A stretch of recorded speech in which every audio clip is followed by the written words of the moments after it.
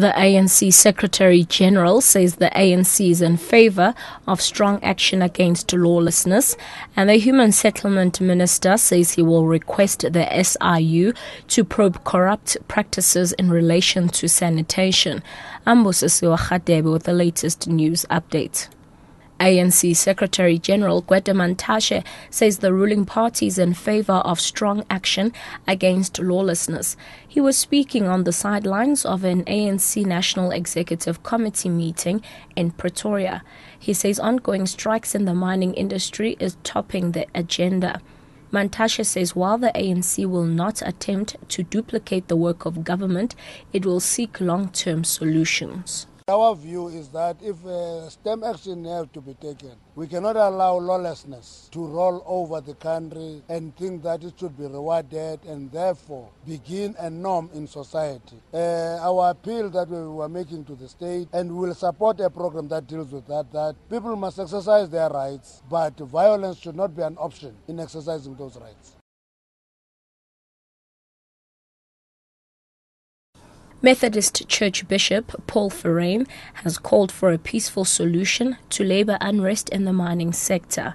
He said in Marikana the only way through the situation was by keeping communication channels open. Favour says the country could easily dissolve into a police state where intolerance becomes the order of the day. Meanwhile, police union SAPU has called on SABC management to provide psychological and moral support to officers who were involved in the Marikana shootings in Northwest.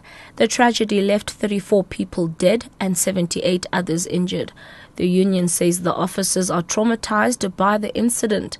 SAPU General Secretary Oscar Skomere. It has come to our attention of that since the Marikana shooting, these members were never provided with the counseling which they deserve. And what we are saying that the police are the victims as well in this incident. We are saying as a union SAPU that police officers, of course, they are also human beings. They also have rights. And lastly, Human Settlements Minister Tokyo Sogwale says he will request the Special Investigative Unit to probe corrupt practices in relation to sanitation. Sogwale handed over a report on sanitation to the Portfolio Committee on Human Settlements.